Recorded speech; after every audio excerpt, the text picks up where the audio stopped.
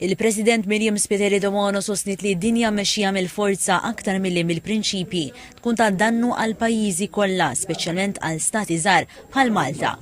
Fl-okkażjoni tal-iskambju għas sena ġdida lil korp tal-Konsli Onorari, il-President Spiteri de Bono qalet li rispett reċiproku u fiduċja tan-nazzjonijiet lejn il-prinċipji tan-Nazzjonijiet Magħquda huma s-sisien tal-fiduċja, rispett u kooperazzjoni li fuqhom timbena il-paċi dejjema.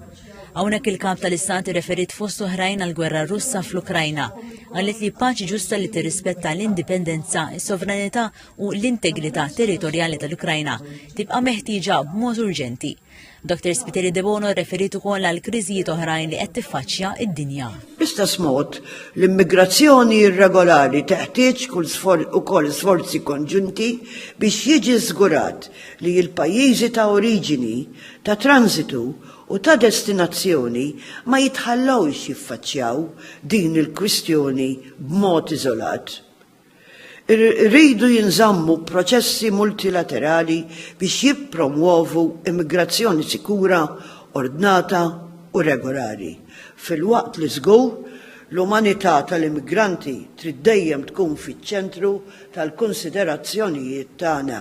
Sostnit li l-ħidma tal-Konsli Onorarju għandha impatt dirett fuq ir-relazzjonijiet ta' Malta mal-pajjiżi li jirrappreżentaw. Dr. Spiteri de Bono qalet li din il-ħidma hi ta' valur kbir għal kumpaniji Maltin li jixtiequ jespandu l-operat tagħhom. Temmet issostni li l-istorja wriet li meta drittijiet tal-bniedem, l-inklużjoni u l-qbil jiggwidaw l-azzjonijiet tagħna, il-paċi u l-prosperità jifjorixxu.